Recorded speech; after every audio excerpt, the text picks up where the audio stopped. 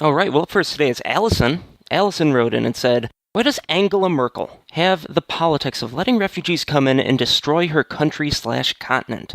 Does she have an alternative agenda? Is it true that refugees could have been and were taken care of in camps within Syria and did not have to flee into Europe? That is from Allison. Hi, Allison. How you doing? Fine. How are you? You're not fine. No. Not with that question. No. We must start with honesty first and foremost. How is life in Germany these days?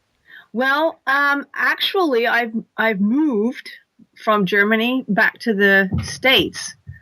Okay. So then you are fine. My apologies. Yes. I didn't like what I was reading, and I felt as though I was living in two worlds because what I would read on the internet really was bad, very bad. And what I would see developing in my town, I saw it slowly transforming and things would happen. For example, like there was an ambulance that was close to my house, and normally I would hear it 3 to 5 times a week.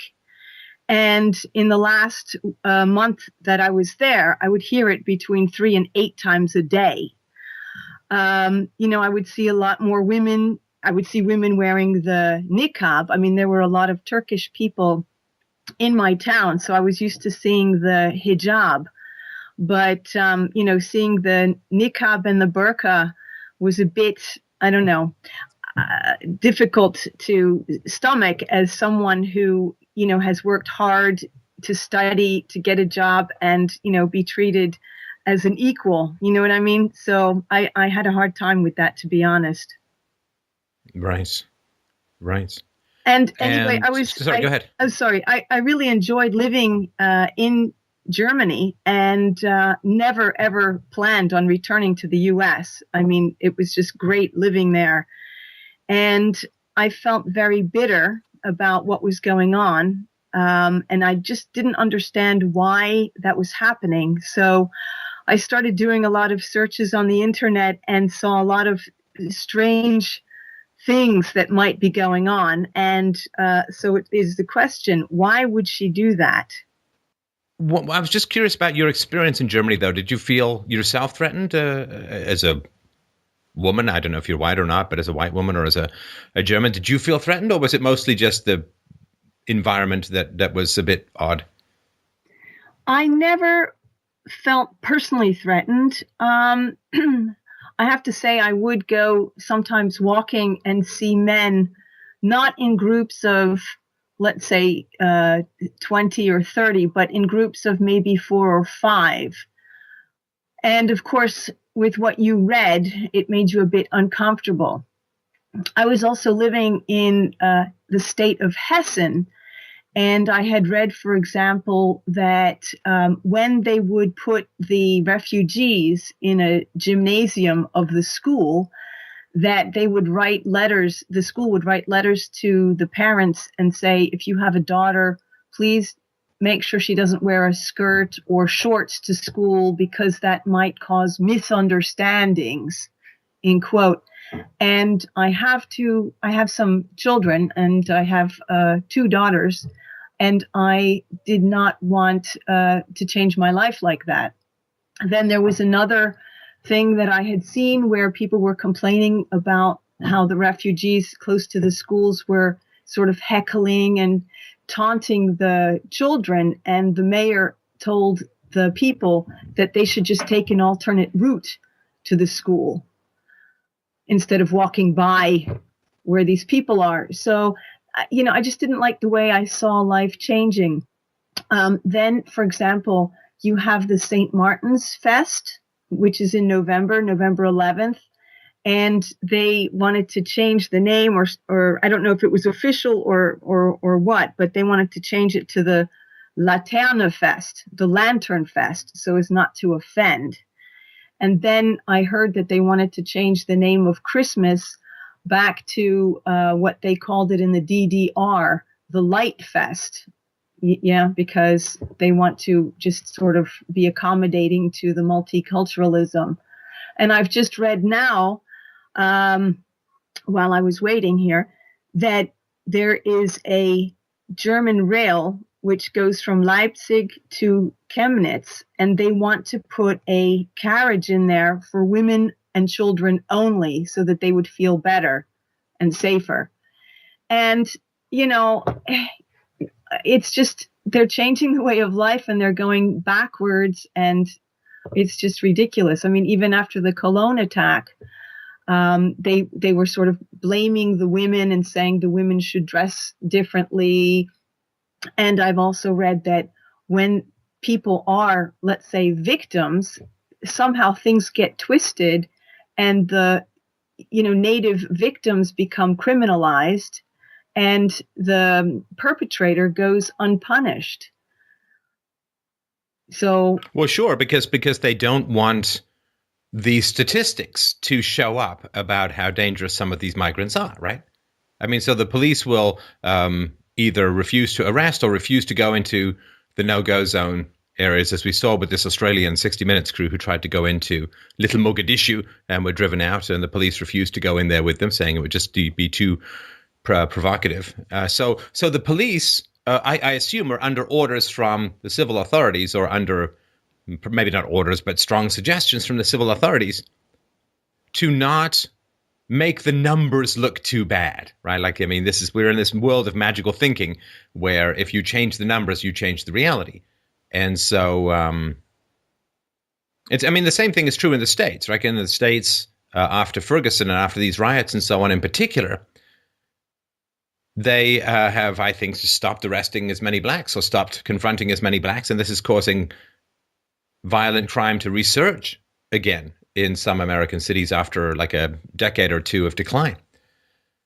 And so, yeah, I mean, it is barbaric and it is medieval to start instituting these standards which comply to an irrational and aggressive ideology and which roll back the hard-won gains for women in the West. And there is no end to this.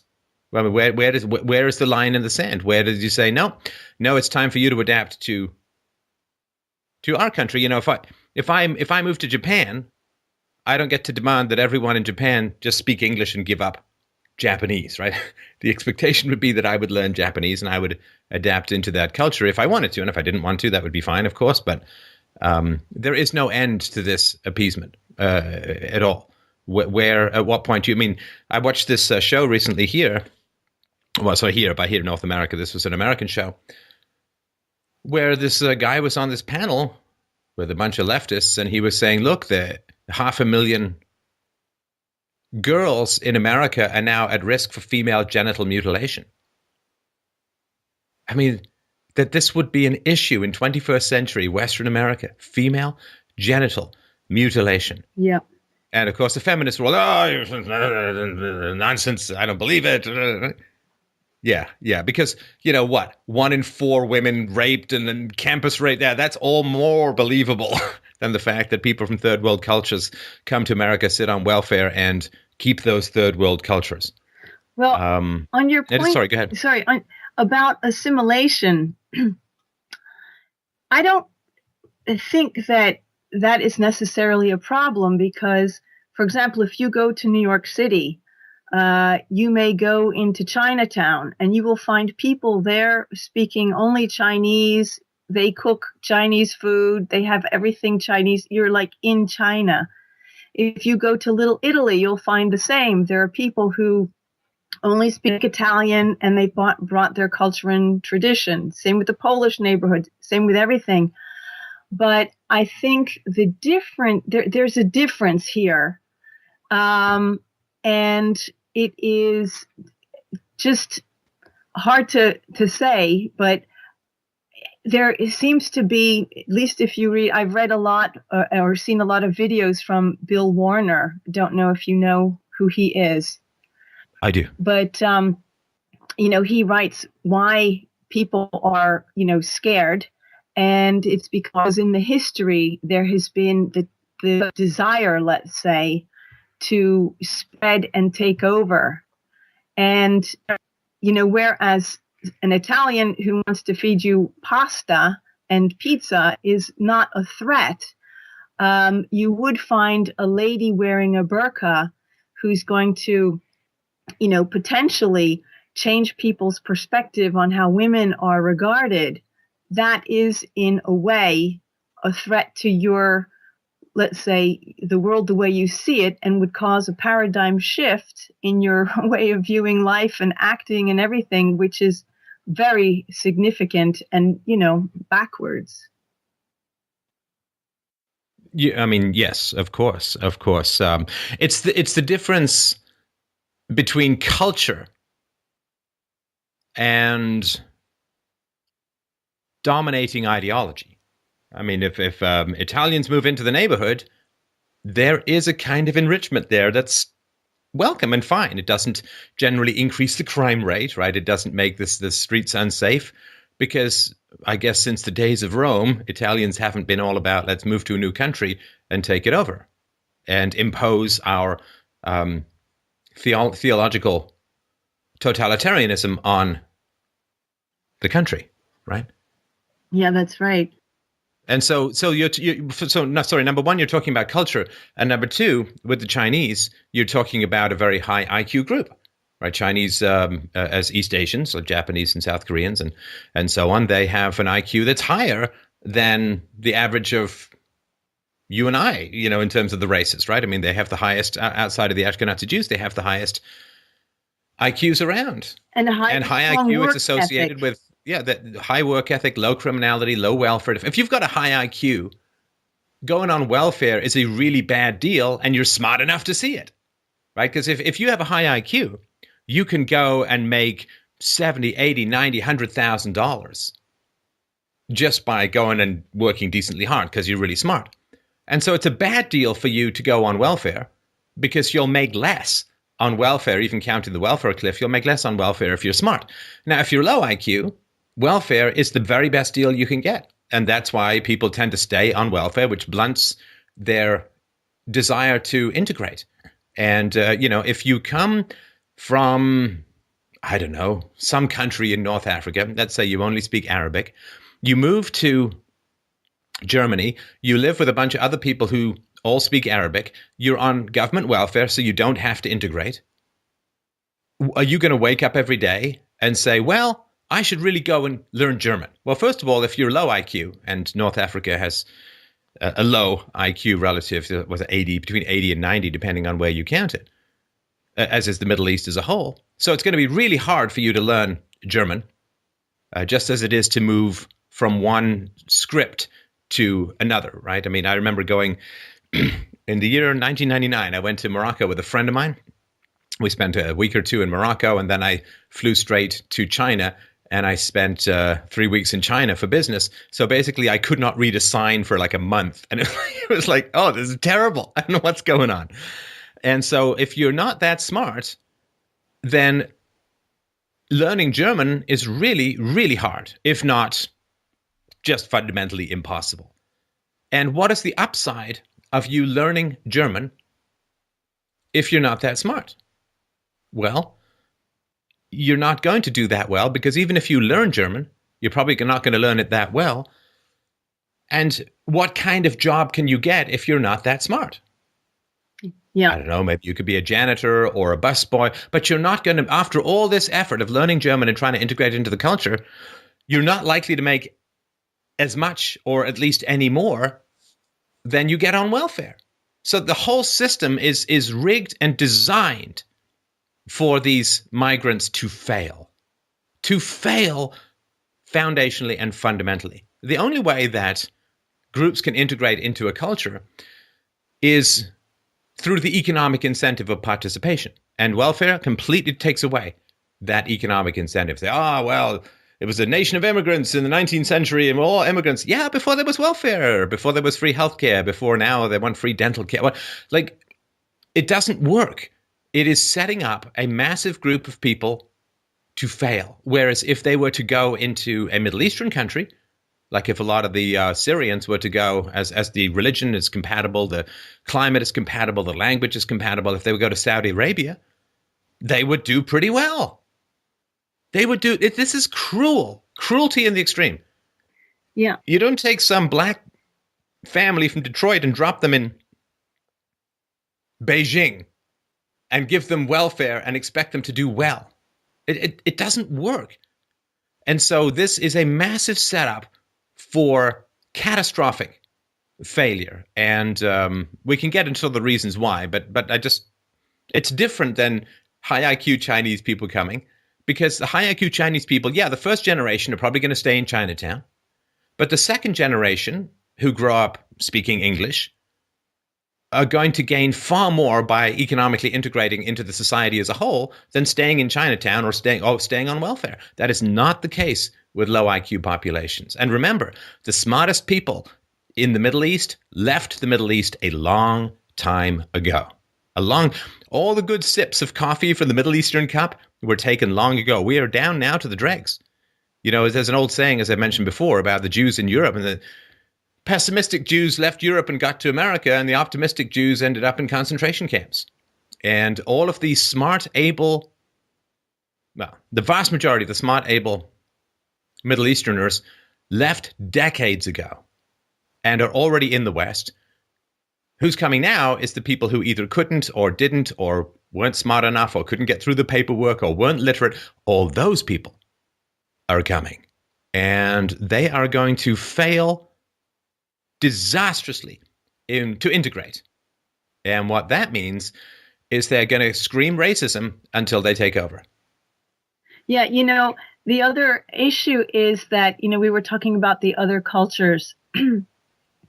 They are also respectful of law. They recognize that when a policeman comes, you may be angry that the policeman is coming because you went through a stop sign or something, but you recognize, well, I actually did something wrong, and you stop and you talk to the guy. But what these people are often doing, you've seen pictures of Molenbeek and what is that in Sweden and all that, they're throwing rocks and stones and, little explosives, Molotov cocktails and whatnot.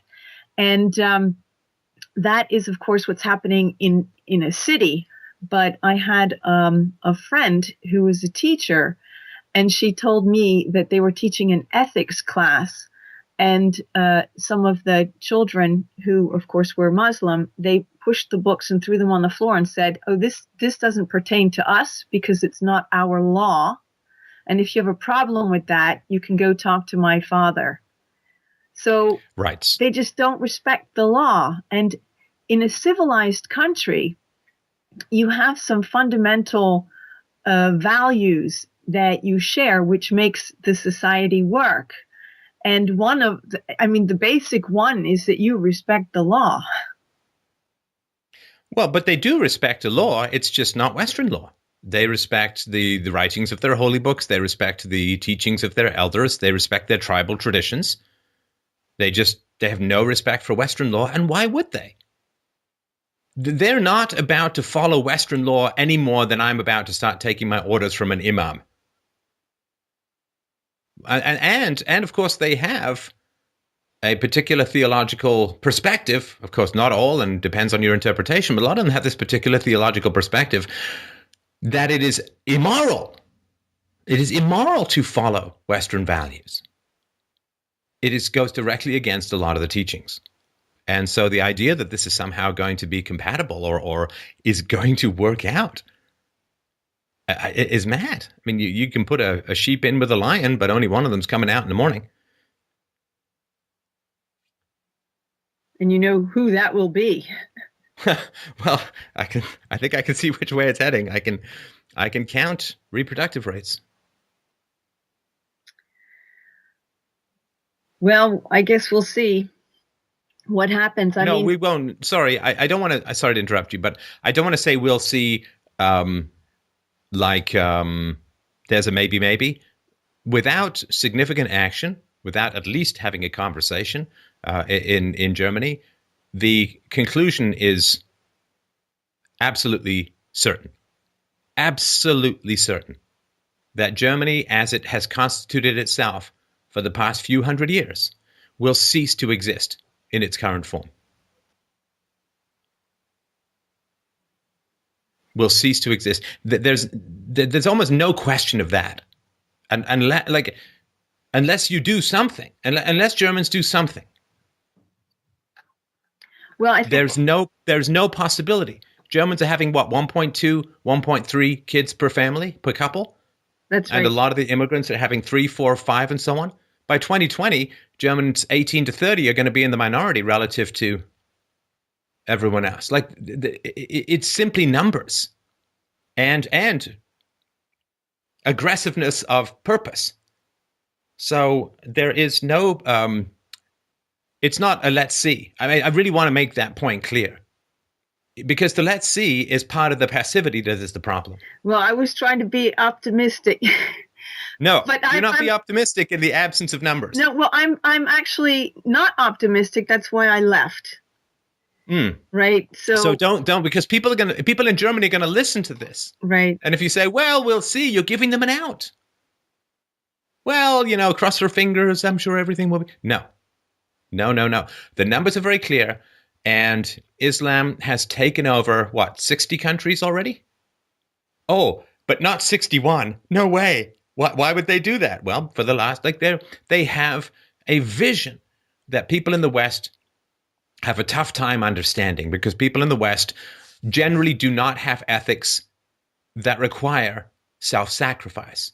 They don't have a larger vision of where their life is, where they're going. They don't feel that they're part of anything bigger. They don't feel like they have any particular values that have been handed to them that they need to fiercely preserve, protect, and expand. We, in the West, we wake up and we say, how can my life be a little nicer today?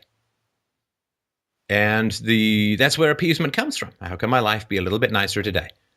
And the problem with appeasement, of course, is you get weaker and your enemy gets stronger. Yep, that's pretty bleak. It's not bleak. No, don't. I mean, I don't mean to stereotype you as a lady, but you're applying all these emotional terms to things which are simple facts. They're not coming. The migrants are not coming to integrate.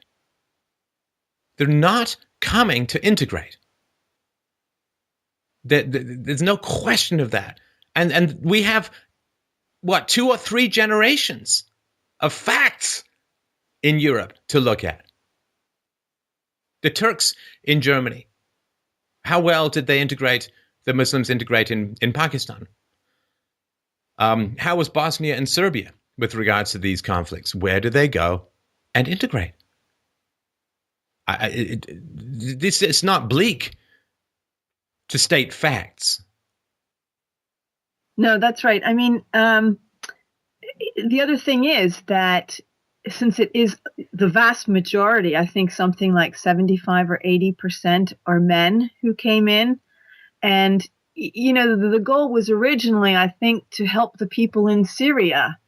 And people were coming from, or are coming from, every corner of the world. I mean, they're coming from all over Africa, Eritrea, sure, Somalia, Libya, Morocco, Tunisia, Algeria, and all the way as well from Pakistan and Afghanistan. And, people also from the Balkan area. So, and they're men, right? So who are they going to have these kids with? I mean, I know we say that that they typically have 4 or 5 kids, per wife. And, I know that Angela Merkel said that she would allow them to bring their wives. I think maybe she has, I don't know, is she toning that down? I hope. But I don't know. Is it better or worse if they bring their wives? Because if they don't bring their wives, then probably the rape will not go down. And if they do, you're going to, be outnumbered sooner rather than later. So it's really not a good situation. It's death by fire or hanging. No, it's not. Look, right? There are 1.6 billion Muslims in the world. And were they converted by the Aristotelian rational and empirical basis of the Islamic philosophy? Of course not. Of course not. Of course not. That's not how people became Muslims throughout history. And yeah, so you're right. I mean, if the wives come, then they'll start having kids, which the German taxpayers will have to pay for. Yeah, because the women don't work typically. Right. Well, and where would they work? They don't speak German. That's right. They have no skills. 2/3 of the people coming from Syria are illiterate in their own language, for God's sakes. Illiterate in their own language, let alone German. Come on. This is insane. So either they're going to bring their wives, in which case they're going to stop breeding, or, and this is true of third world cultures as a whole. Low IQ cultures, you could argue that there are selected, as we've talked about in Gene Wars. They just have kids and have kids and have kids and have kids and have kids and have kids and have kids and have kids. And that's the nature of the beast. This is one of the reasons why the countries remain poor. I mean, other than the IQ, it's a signal they just breed like crazy.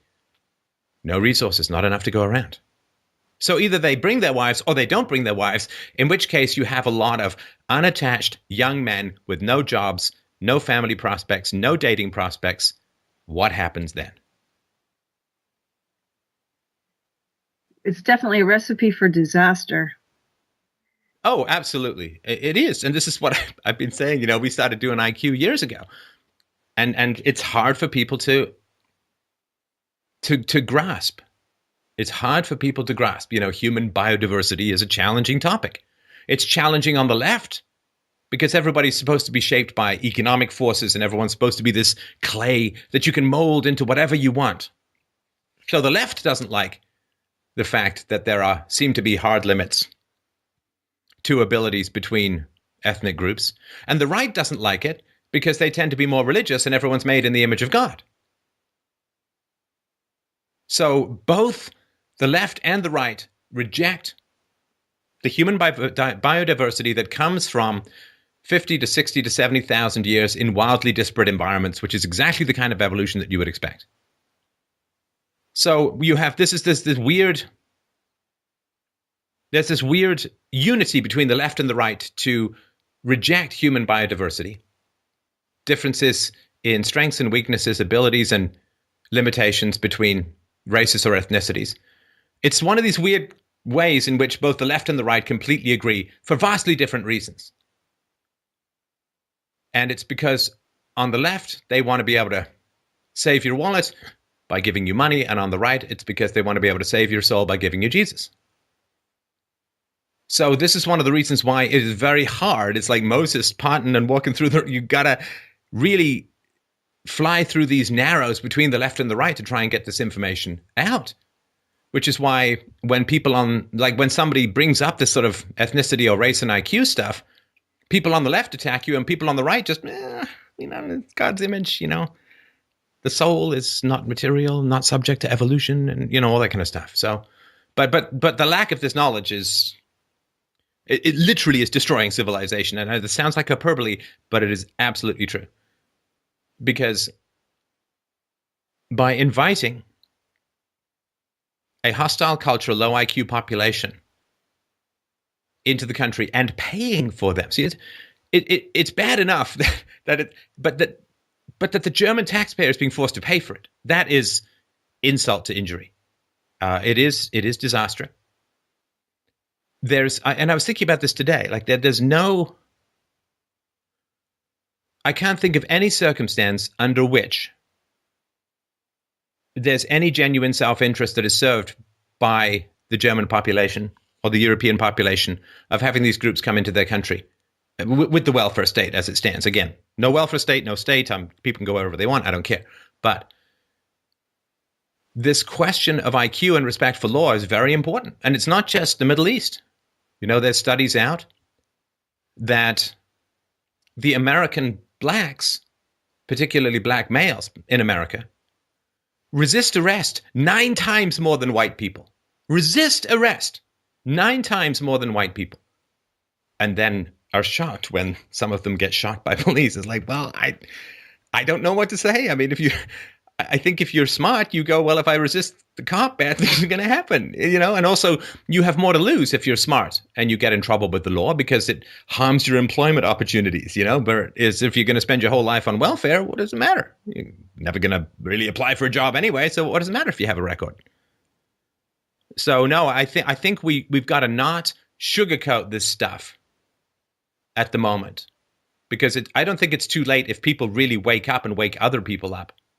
But if it's like, well, let's see, or maybe something great will happen, a miracle occurs. Yep. You know, there's an old, I'll stop in a sec, but there's an old cartoon, which is a guy who's he's working out a giant solution on a blackboard, and he's got the answer. And right in the middle, there's a little cloud, and it says, here, a miracle occurs. And the guy who's looking at this solution says, I'd really like it if you could explain to me this part a little more. And it's like, let's jam all these incompatible high IQ, low IQ, Christian, atheist, agnostic, Islamic. Let's jam them all together and force the native Germans to pay for the immigrants so that they don't have to conform. Let's put all this together. Then a miracle occurs. And you know what I mean? Like, can we go to this miracle occurring bit? Let's find something in history. And the frustrating thing is Angela Merkel herself said in 2010, multiculturalism is a complete failure. And then?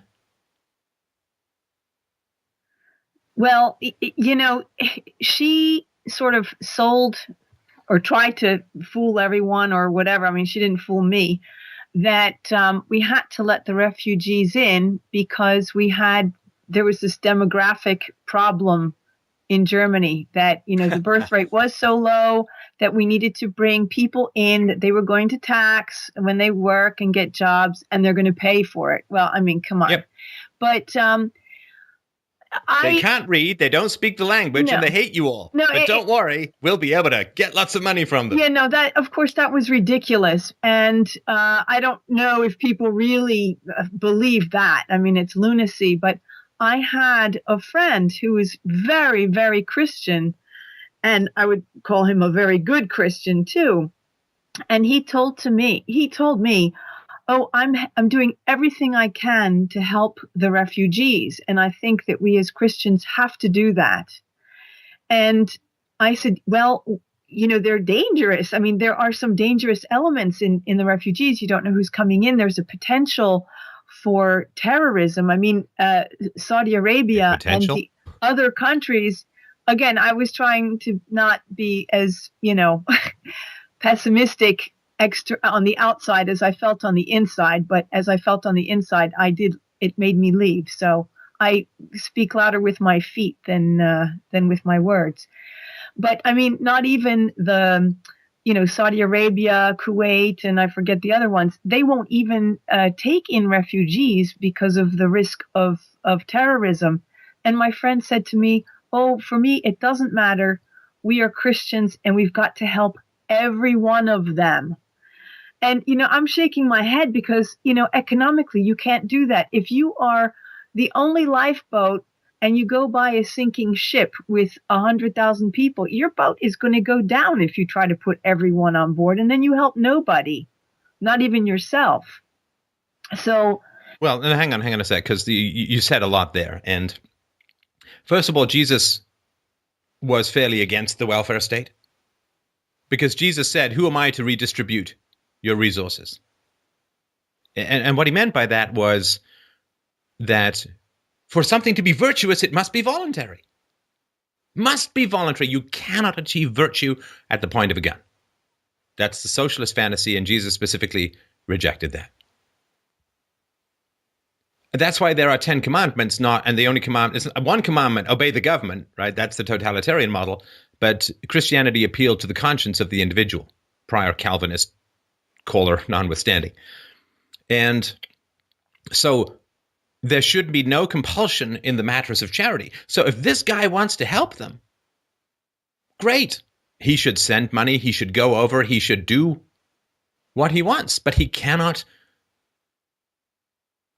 force other people to follow his moral conscience. Now, I said years ago in the against me argument that statism, having a state, means you will have guns pointed at you in violation of your moral conscience. And this guy, by saying we must help them, it's sort of like someone saying, wow, I'd really like to go out and get a girlfriend and have a great relationship with her and love her and have her love me back and have great sex and all that. So I'm just going to go out and rape some woman. And it's like, these two are not the same. So saying, well, I'd really like to help people, so the government should point guns at everyone, extract money from them, bribe people, refuse to enforce the law selectively.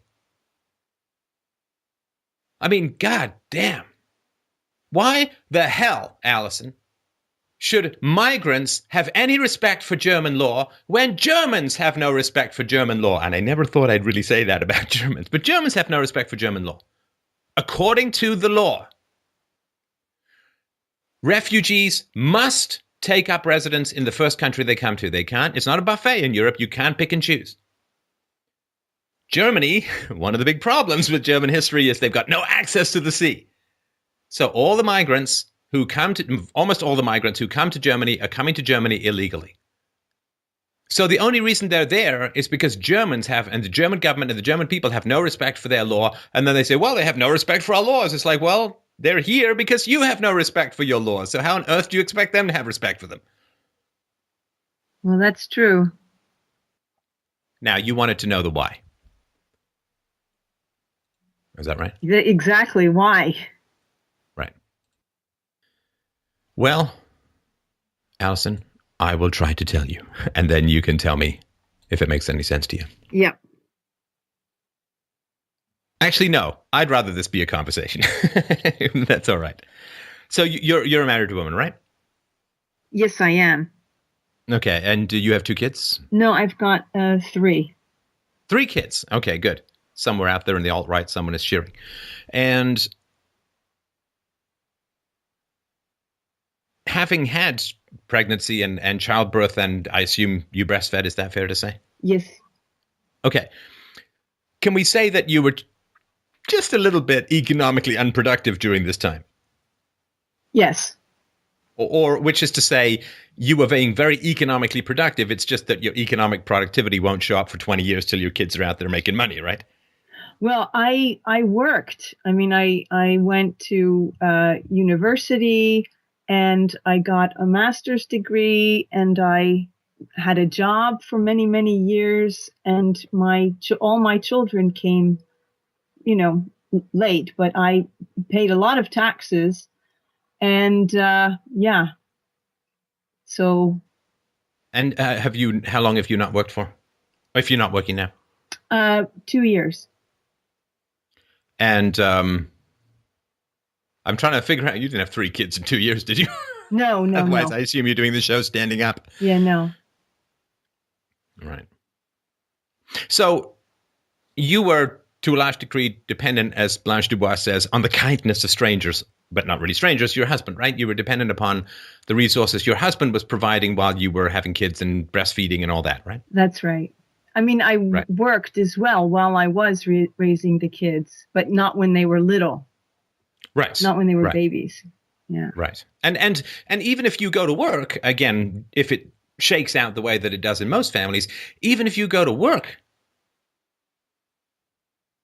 somebody has to be available to pick up the kids, or if there are emergencies or dentists or doctors or whatever, right? I mean, that you're limited to some, obviously, because you've got kids. That's true. And it's not a bad thing. It's the joy of having children, right? Yeah, that's right. Oh, no, it's a snow day. I guess I'm not handing in that report. I mean, you know how it works, right?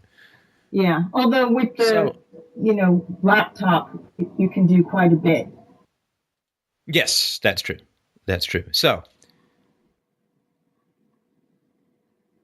I mean, suffice it to say, I worked a lot, even with young children. And, I worked basically day and night. Well, but that means that you're to some degree less available to your kids, right?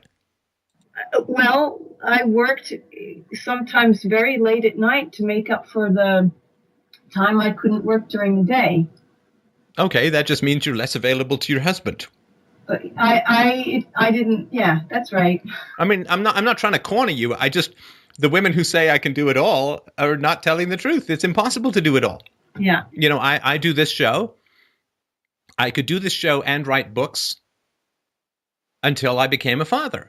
And now I can do this show and be a father, but I can't write books anymore. At least not until my daughter's older.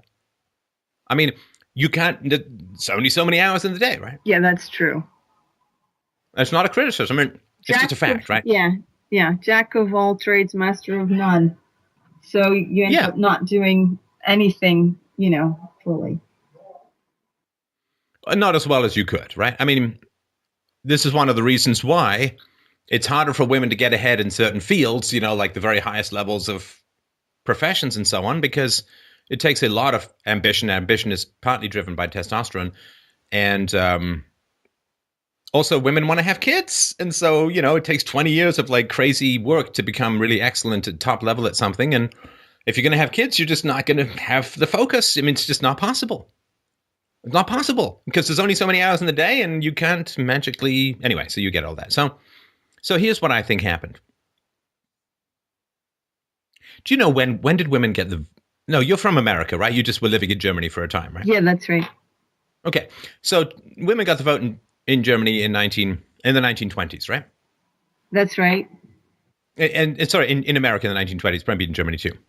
Now, there were two things that were missing when women got the vote. Because the vote is basically, where do resources go in society, right? That's what the vote is. The vote is two things. Where do resources go and how should violence be used? Now, these two things kind of overlap. But I think of it as the cheddar and the gun, right? The cheddar is, it's a slang for money, but the cheddar and the gun. Now, the cheddar is where do all the resources go in society? And the gun is, how is violence used in society? Now, when men had the vote, in the 19th century, for the most part, I'm thinking about this more in England, it's more where I know, there was a property requirement for having a vote. Do you know why that was? Like you had to have a certain income or property to have a vote. I guess because you had a stake in, the area that was going to make, have the decisions on it. I don't know. Excellent. Okay, good. That's perfect. Put the mic to your head. I kiss your brain. Okay. So that's, yeah, exactly right. So the state is around the protection of property rights. And if you don't have property, but you can vote, you have no stake in the protection of property rights. Right. And so what limits our desire to go full piranha on the cow of public resources is that if you have an income and you have property, you're less likely to want to raise taxes on those who have income and have property because you'll be hurting yourself. So this was the basic argument in the 19th century was, if we allow the poor to vote, the poor will vote to take away the property of the rich and everyone will become poor. Mm. So, and you could sort of look at this as an IQ proxy as well, insofar as if you have an income and you have resources or you have property, you're much more likely to be smart than people who don't. And so you will be able to think about the larger interest of society rather than get me some cheddar, oh guy with a gun, right? Right. So that's number one. When women got the vote, they had very little income and very little property. They were poor relative to men as a whole. And by poor, I simply mean that they individually themselves didn't have a lot of assets and resources. As part of their husband's family or as part of the family as a whole, they did, right? That's right. So women didn't have a lot of property when they got the vote. So what did they do with that vote? Well, they probably voted to turn things in their favor, of course. Yeah, they voted to take away everyone else's property. Okay. But this is why you have a Great Depression, right? After women get the vote. Because women are like, hey, free stuff. Plus, women can no more resist attractive men offering them stuff than men can resist attractive women offering them sex, biologically. It's just the way that men and women are hardwired. Right. And so when you get women voting, you get a whole bunch of busybody programs like getting rid of alcohol and because I don't want my husband to drink, so it's the government to whatever, right? I don't want to take responsibility for marrying a drunk, so let's get the government to put in prohibition. And so you have a massive resource transfer from men to women when women get the vote. Because when women vote to take away the money of people who have property and women have far less property, they win. Totally win. And then you get like old age pensions and all the stuff, right? And you get the push for free healthcare and all that because women consume more healthcare dollars than men. And women generally take care of the old and women outlive men. So you get all of this socialist crap going on because women are getting free stuff at the expense of men. Yeah, but don't you think that, for a family unit to work, that's not a bad idea? What's not a bad idea? Well, I mean, presumably, back then, a woman was married because if she wasn't, she was considered an old spinster if she wasn't married by the time she was 25. So you did have a family unit, typically. And if a woman inherited the man's, property, in the end, it's good because then she could use it to take care of her children. No, I agree with all of that. I absolutely agree with all of that. And those trends still remain true today. Right. That women who are married to men with property tend to be more conservative or more Republican or more on the right. Whereas the women who are either single or the women who have bad marriages and so on, right? So when women got the vote, women very quickly found that the state was a more reliable provider than an inconstant man, right? Right, okay. Right? Yeah. And then, so we'll skip over World War II, we'll get to that in a sec. So then, of course, after World War II, the late 50s, early 60s, women get the pill. And so finally, after, 4 billion years of evolution, it's finally control over the eggs of a species. And feminism arises at the same time as women control their own sexuality and no longer need men to provide for them because they can get their resources from the state. And this is true even now, like in men pay a lot more in taxation than women do. Men make more money, they accumulate more money, they have more resources, they work harder in general than women do, at least at paid labor. Women, of course, work much harder around the home and with raising children and so on. And in England, even now, women pay 60% less money in taxes than men do. And so women got the votes independent of their need to protect their own property in the moment. And again, the smarter women knew that raising taxes would cut down their husband's property, which would reduce their inheritance. And I get all of that. But, that's... Well, if everyone was smart, maybe we could have a state. But, they're not, men or women. So that's number one. And number two is that women got the vote, which originally was supposed to be for men because men were subject to the draft. And so they said, look, because men can be subject to the draft, men can be forced at gunpoint to go off and fight for the state, men are going to be very interested in matters of the state. Because A, they have a lot of property, so they're going to care about maintaining that property. They're going to be very interested in government because their property can be threatened by bad government policies. And number two, if governments screw up, men literally have to march into machine gun fire. And so this is one of the reasons why men have adapted to take a great deal of interest in political science, in military history, in history as a whole, in philosophy and so on, because these are all tools by which we understand and manage the power of the state. And if your property is subject to confiscation by the state and your very life and limbs are subject to confiscation by the state through the draft, well, you're going to take quite a bit of interest in government policy because it fundamentally affects your resources, your life, your sexual market value, the whole thing, right? And this is why there are so many more men, one of the reasons why there are so many more men than women interested in things like political science, at least the way it used to be taught, not this modern garbage, and history and philosophy and all of this kind of stuff, because that's how men protect their interests from the power of the state. Whereas for women as a whole, the state is free cheddar. You don't need to If you have a machine that never breaks down, you don't need to study how it works.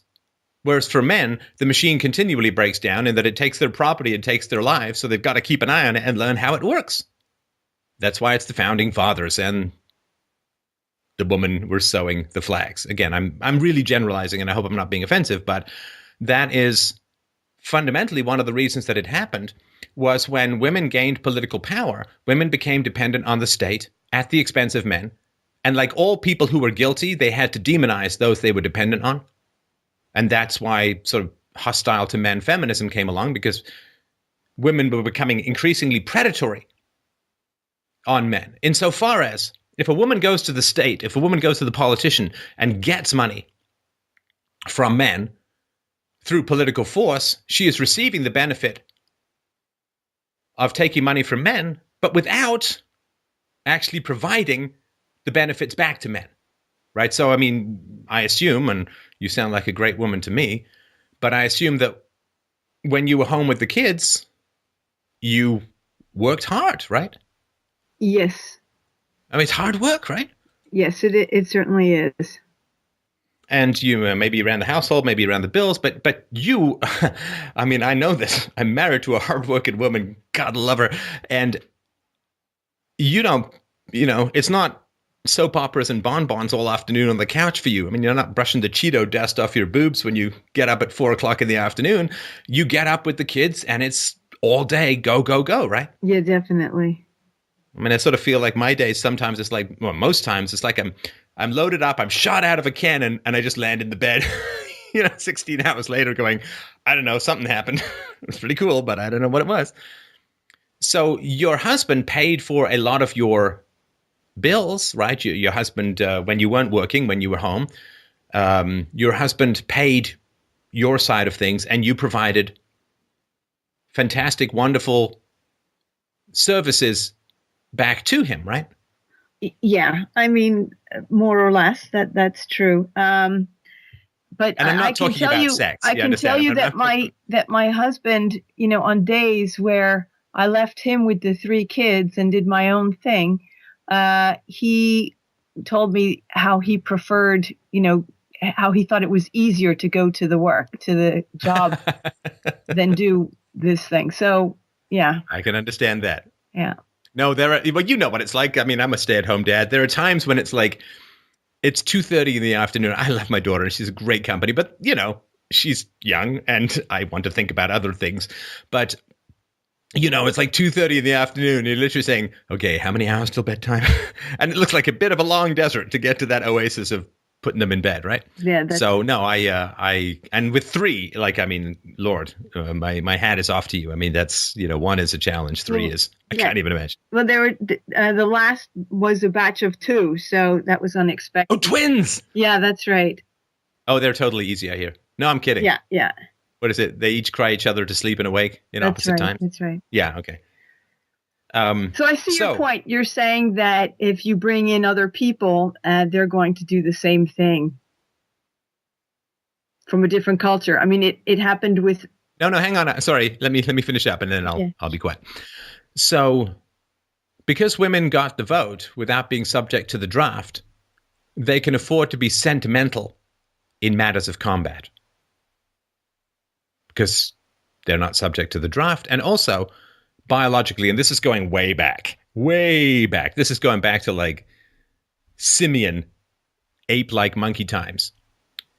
The traditional result of a conflict between 2 tribes, whether they're people or monkeys or whatever, the traditional outcome is if you're in tribe A and tribe B, and tribe B attacks tribe A. If tribe B wins, the males of tribe A are killed along with the children, and the women are taken, the females are taken for reproductive purposes. And so a woman, obviously, a female ape, or she loves her husband or whatever, but her genes aren't going to end if the battle is lost. Her genes will survive. And the argument could be made that her offspring will be improved because the tribe that won is more reproductively or is more martially or is more successfully fit than the tribe who lost. So there's actually kind of a weird, creepy, nasty, rapey upgrade for the woman or for the female ape if the males around her are beaten by other males. Whereas, of course, males are very concerned about incursions and intrusions and borders and so on, because if they lose the fight, they're dead. And their children are dead, so their genes end completely. So genetically, women, of course, have an incentive to be concerned about incursions, but it's not a foundational biological incentive in the way that it is for men. And so when women take over the voting, and women in the West have taken over voting, they vote more, they're more active in this. Women have taken over the voting. And I mean, Alison, you and I both know, you know this as well as I do, that if push comes to shove and fighting breaks out in Europe, who's going to fight? Who's going to have to fight? Oh, the men. The men. Absolutely. And people make a lot of sounds about, well, we get women in combat. It's, come on. Come on. I mean, that's silly. The men are going to have to fight. And women don't have the same imperative to control borders and to be concerned about intruders. They just don't. Now, there are tons of exceptions. You please understand, there's lots of exceptions to them. And Margaret Thatcher was a staunch British, or UK, was staunch English nationalist. And so, I mean, tons of exceptions. I'm just talking the bell curve in general. So the sentimentality of women and the lack of threat that they experience relative to men when it comes to incursion is very significant. Because when I was a kid, I don't know if you ever heard this, you obviously sound a lot younger than me, but when I was a kid, do you know what I heard? Maybe you've heard this too. Boy, Alison, if only women ran the world, it would be a paradise. There'd be no war, there'd be no hunger, everybody would take care of each other. It would be lovely. Did you ever hear that when you were growing up? Oh, yeah. I think Merkel has thrown that all out the window. Sorry, what has? I think Angela Merkel has shown that she's, not competent. But it's not her. It's all of the Western politicians are responding to one thing and one thing only foundationally, and that is the political demands of women. This is just constant. And women live this consequence-free life in the West. Because if things go bad, the government picks up the pieces. If they make false accusations against men, what are the negative repercussions? What are the negative repercussions? I mean, we've got these women in Canada. I did the show on this. Jean Gomeshi, this guy, I mean, they lied under oath. Is anything going to happen to them like happened to Mark Fuhrman in the OJ trial? No, of course not. Of course not. And so women live this consequence-free life. Oh, did my husband leave me? It's okay, I'll go on welfare. And in the States, it's like, oh, am I not really going through that much of a great time with my husband? To hell with him. I'm going to go to the state and take half his stuff. If I don't like my husband anymore, I don't have to take the responsibility for choosing the wrong guy and be an example to other people on what not to do. No, I just run to the government. Consequence-free life. In general. And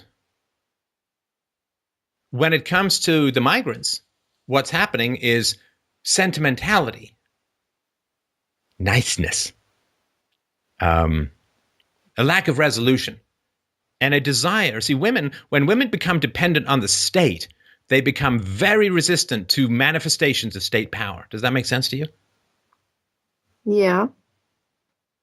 Right? I mean, it's like to take an extreme example, like the wife of the mafia head does not want to go on a ride along to the hit. Right? She wants to decorate her house. She wants to order all of that leopard skin stuff, the bad skin that they talk about in Goodfellas, right? She doesn't want to come on the ride along to the hit. So she wants to get all this free stuff. She doesn't want to see where it comes from. Right? Yeah, no, she doesn't. And so manifestations of state power are anathema to women and men who are dependent on the state because they don't want to know. It's like meat eaters don't want to go to abattoirs, right? As Paul McCartney said, if every abattoir had a glass wall around it, there would be no meat eaters at all. Everybody would become it's gross to see, horrifying to see. Yeah, definitely. So the only way to have prevented this migrant crisis would have been to enforce the laws. To enforce the laws. And what would that have looked like? I ask you that seriously. What would have happened if they had enforced the laws not allowing the migrants in?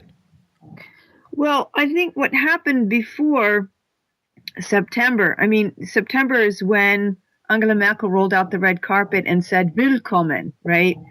But before that, there was a lot going on in Italy with the migrants from Africa. There were thousands and thousands of, people coming in. No, I get that. Day on but the to boat. prevent that, sorry to interrupt, to stop that, what would be required?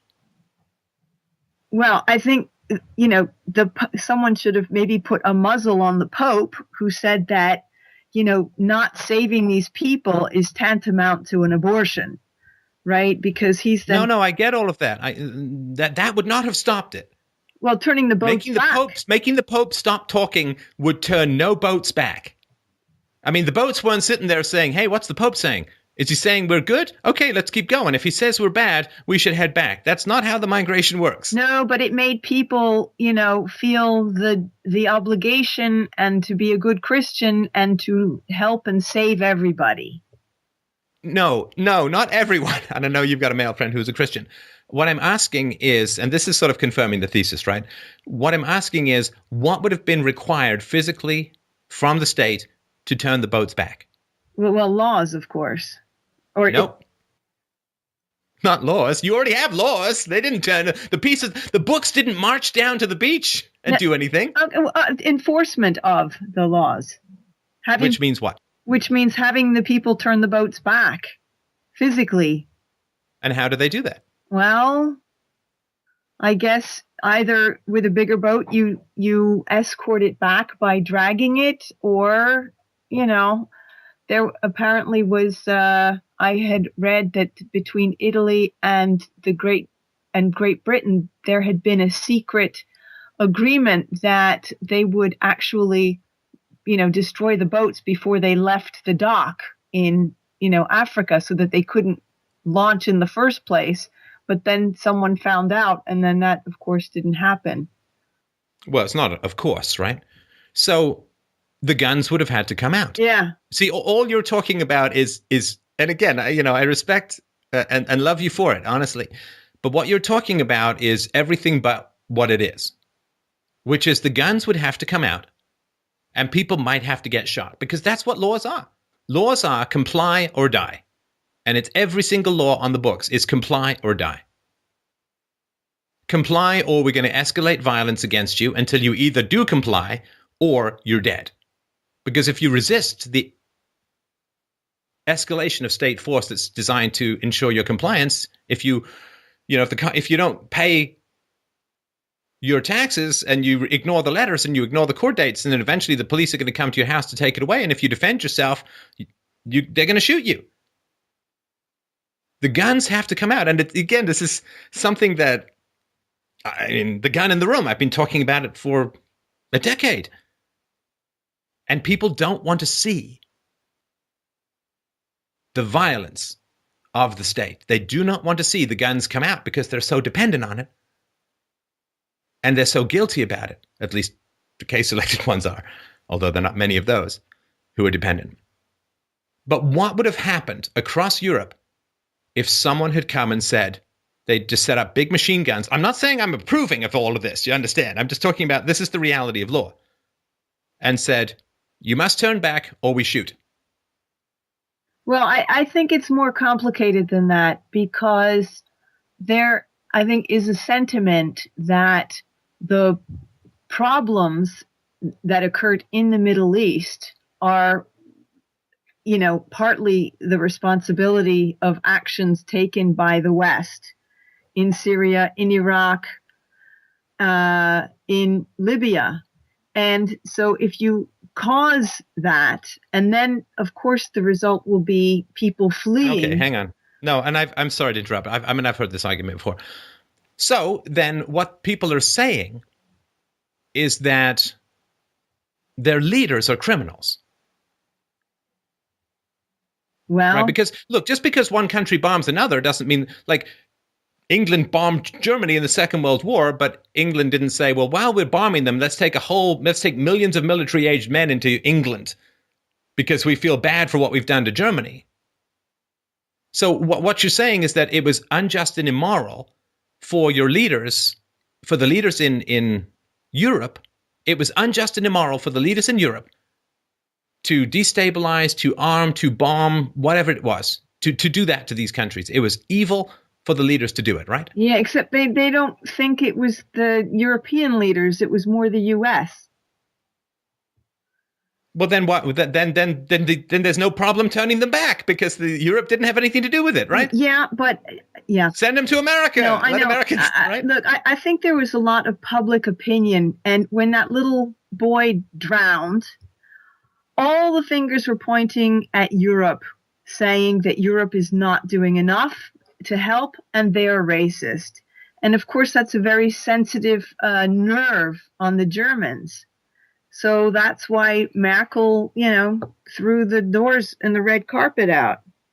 Okay, well, hang on. We'll get to the white guilt, Nazi past racism crap in a sec. Not that it's crap that you're saying it, but the arguments are. So if Europe has responsibility for what's gone on in the Middle East, and certainly Europe has had troops and weapons and arms sales and all that into the Middle Eastern countries and has joined and was a coalition with the U.S. invasion of Iraq, some European countries. So if people feel that they owe the migrants because the European leaders were doing wrong, then the European leaders need to be tried for war crimes.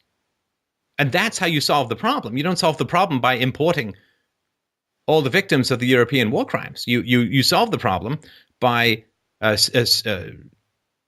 striving for justice to be applied to the European leaders who have supported immoral policies. And then you get people in who will not do those policies.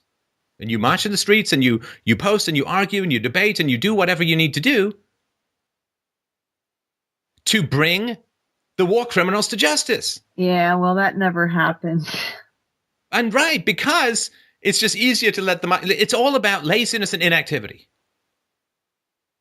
Which is why I pushed back so hard against your let's see stuff earlier. Not that I'm accusing you of it. You obviously acted and got to the US. But this is the argument that, well, we harmed their countries. It's okay, well, either that was just, in which case you don't take the migrants, or it was unjust, in which case you have to try your leaders for war crimes and then take all their money and give it to the migrants. I don't know, whatever, right? But you can't keep the leaders in who are so immoral. They've destroyed all these countries in the Middle East. You can't keep those leaders in and then invite all the people. Like, that makes no sense at all. Yeah, then you're destroying your own country as well. Yeah. Now, I mean the Nazi guilt, and my God. Oh, my God. If you're going to talk about historical guilt, over 100 million slaves died at the hand of Muslims. Where's their historical guilt? Where's their Muslim guilt? Where they've taken over 60 countries, largely by force of arms. And then they get so upset about Israel because there's one tiny sliver of the Middle East that they haven't been able to reliably conquer. It's like, oh, Israel is so bad because they took over a piece of the Middle East and they're imposing Jewish values. It's like, what about the 60? Doesn't matter. That's different. We don't talk about that. Where's the Muslim guilt? That's what I want to know. Taking over 60 countries? Where's the Muslim guilt for female genital mutilation?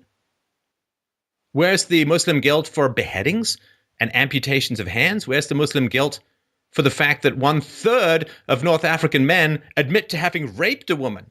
Where's their guilt? Nazi crap is 70 years in the past, largely been atoned for. Germany's done wonderful things in the post-war period. It's been the center engine growth of the Europeans sustained the European Union far beyond what its zombie monstrosity should have continued for. So how on earth is Germany still guilty and the Muslims have nothing to feel bad about? Well, I can't answer that. I mean, at least the Germans felt bad. Listen, I mean, I had cousins who came to visit me from Germany when I was a kid. They weren't even allowed to play with guns. There was such a guilt. And, rightly or wrongly, I mean, the fact is that the Germans felt bad, to put it mildly, and reformed. Okay, that's something to be admired in a way. Yeah, I think it may have gone just a little too far, but, it's something to admire in a way. But where are the Muslims? Yeah, I have to admit the Germans have gone overboard. You think? Yeah. And this is the problem, because they don't have the philosophers out there. And this is what I'm constantly nagging and negging at people to do. Okay, if feeling really bad for historical crimes is a virtue, hold that standard to the Middle East. Have they ever apologized to the black Africans? Have they ever apologized to the white Europeans for scooping up tens of millions of them and killing them as slaves? I mean, slaves in the Islamic world were treated far worse than slaves in the Americas and in the Western world. Where are all of the imams and the leaders and all getting together saying, wow, we really should think about reparations. We really should something. I don't know what, but we have just done terrible stuff in our history. Where is Islamic guilt for historical atrocities? Where is the big apologies? And I'm not saying each individual Muslim in the present, but if you're going to have this standard that young Germans are responsible for what happened in Germany 70 years ago, long before they were born, where is the Islamic apologies for invading Europe, getting to Spain and the gates of Vienna and driving like the Muslim Barbary pirates, driving the Europeans inland for hundreds of years? Where's the apologies for that? None. So it's like, okay, we feel bad for our historical things we did that were historical and bad. But if you don't, guess what? You're not compatible to our culture.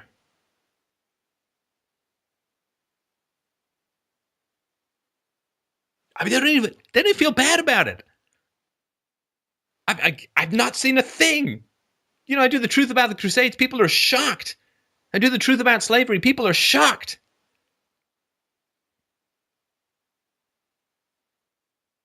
You can't be around Germany without hearing about war guilt. No, it's impossible. And I've never heard the guilt for historical atrocities coming out of the Muslim world. So how is this going to be compatible when one group has a fevered conscience and the other group seems to have no goddamn conscience at all?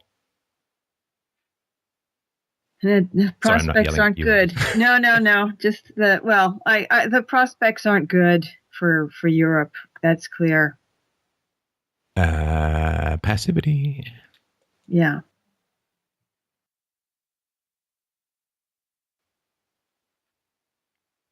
Angela Merkel said in 2010, at the beginning of the 60s, our country called the foreign workers to come to Germany, and now they live in our country. We kidded ourselves a while. We said, they won't stay. Sometime they will be gone. But this isn't reality. And of course, the approach to build a multicultural society and to live side by side and to enjoy each other has failed. Utterly failed. And again, a philosopher, if not an evolutionary biologist with honesty and a spine, could have told her this at the beginning. Because a philosopher will say, if tolerance is a value, then intolerant cultures must be kept out. It's as simple as that. That sentence, that's it. If tolerance is a value, you must reject intolerant cultures. How complicated is that? It's not. I explained this to my daughter when she was 5.5 years old, and she got it in about 20 seconds. It's not that complicated. If tolerance is a value, you cannot have intolerant cultures come into a tolerant environment. Yeah, I think that's true. And I think that people don't realize, or maybe it hasn't been articulated in such a way, but I think everything has its limits. So, for example, we used to have, freedom. A smoker had the right to smoke, but nobody, really cared that his right to smoke impinged on the non-smoker's right to breathe fresh air.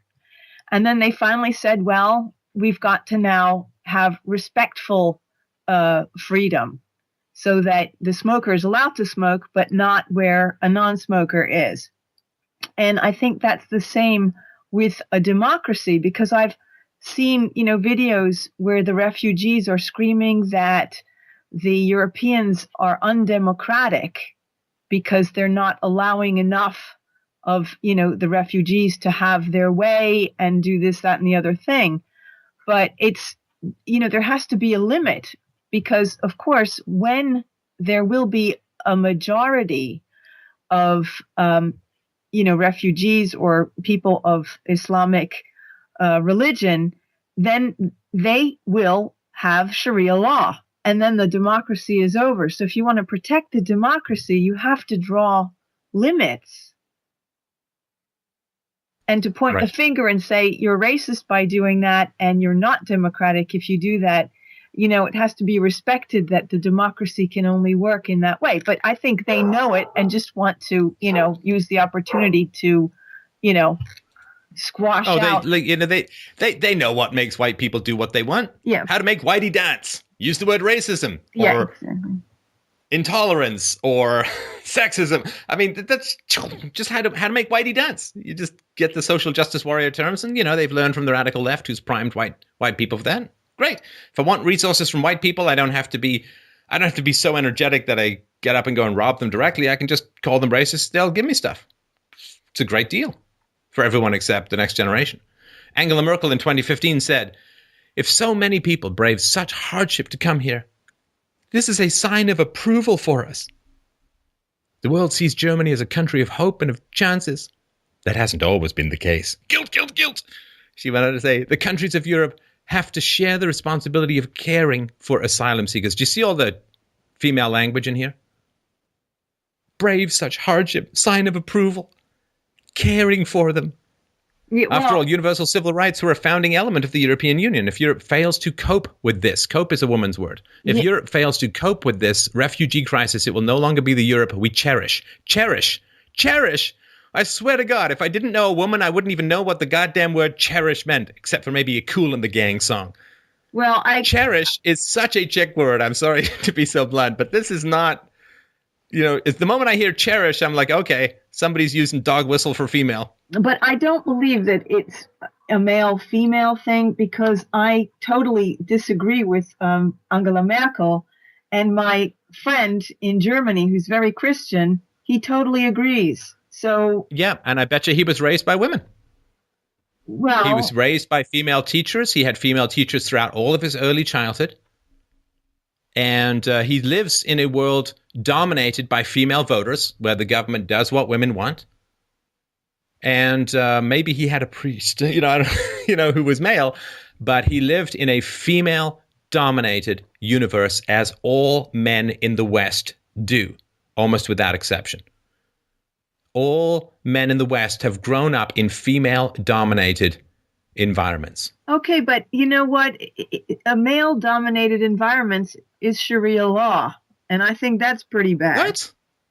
What do you mean a male-dominated environment is Sharia law? What are you talking about? Well, it's a male. Was there culture. Sharia law in the 19th century in the West? No, but I guess what I'm saying is today, you'll see, I mean, it's obvious that is an example of male dominance, and I don't think that's very good.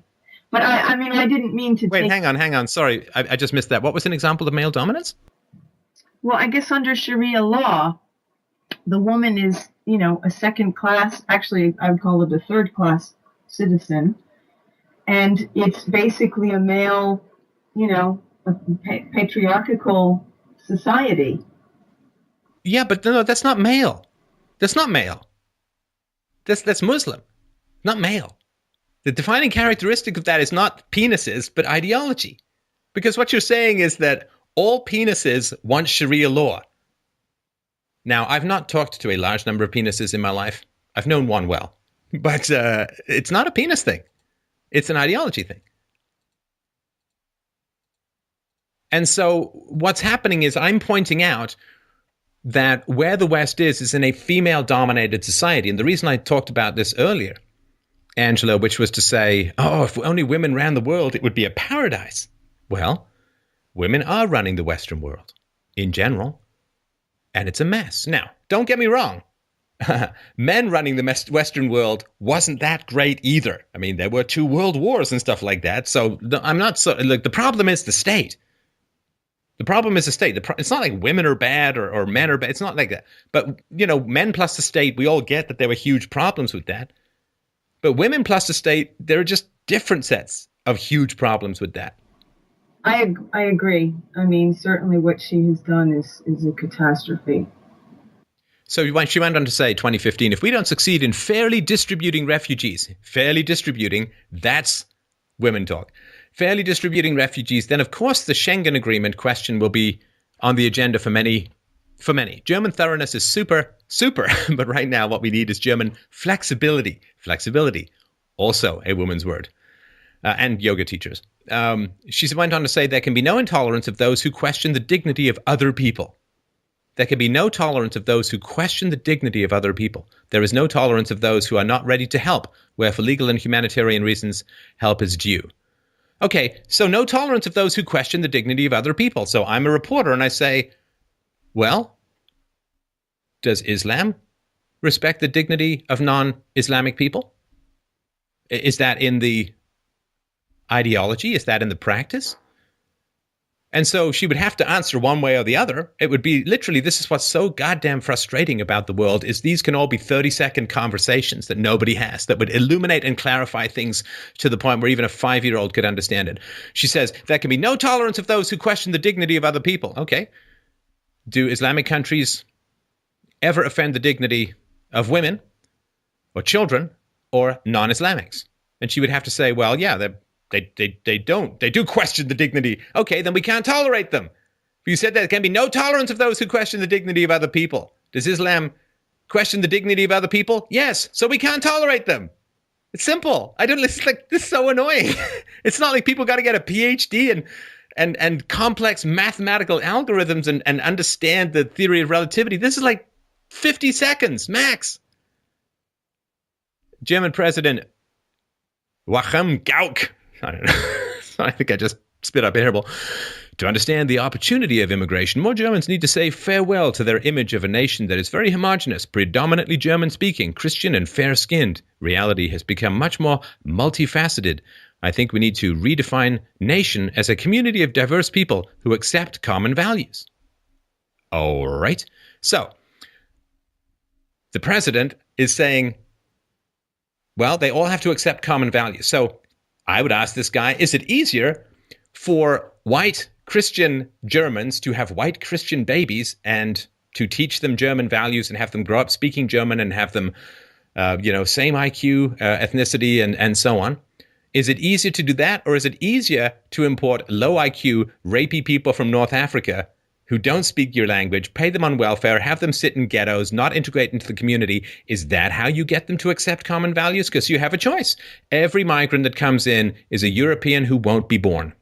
That is a basic economic reality because resources are finite. All the money that is being shoveled towards the migrants is money not available for Europeans to have kids. And I don't care, the race of the Europeans doesn't matter. But every single migrant that comes in is one less European who's going to be born. They're not adding to European society. They're displacing European society because the smart Europeans are saying, it's too expensive. That's why the birth rate is so low, because welfare keeps going up. So, one of many reasons. So again, these are very easy arguments to counter. This is not even philosophy 101. This is playground 100. And so the absence of philosophy, the absence of biological knowledge of human biodiversity, the absence of understanding of the theological commandments of Islam, well, ignorance, if you remain ignorant for long enough about important enough issues, nature just wipes you out. That is a certainty. Yeah. And again, I'm sorry, I certainly didn't mean to make it men versus women. And if men were in charge of the state, everything would... No, the state corrupts everyone who comes in contact with it. It just happens to be more tits, less balls who's being corrupted these days. Yeah, well, They've made a fine mess, I must say. In Sweden and Germany, it's unbelievable. Yeah. Tragic. Well, I'm not saying I'm not saying I've answered this perfectly or completely. I don't think anyone can. But this is a reasonably decent way to begin to look at the problem. Again, it's not comprehensive or everything, but I think it's sort of the important stuff that I think of. Yeah. Okay, thank you. Thank you very much. A great call. You were absolutely welcome back anytime. It was a great pleasure. Okay, my pleasure too. Thanks. Thank you.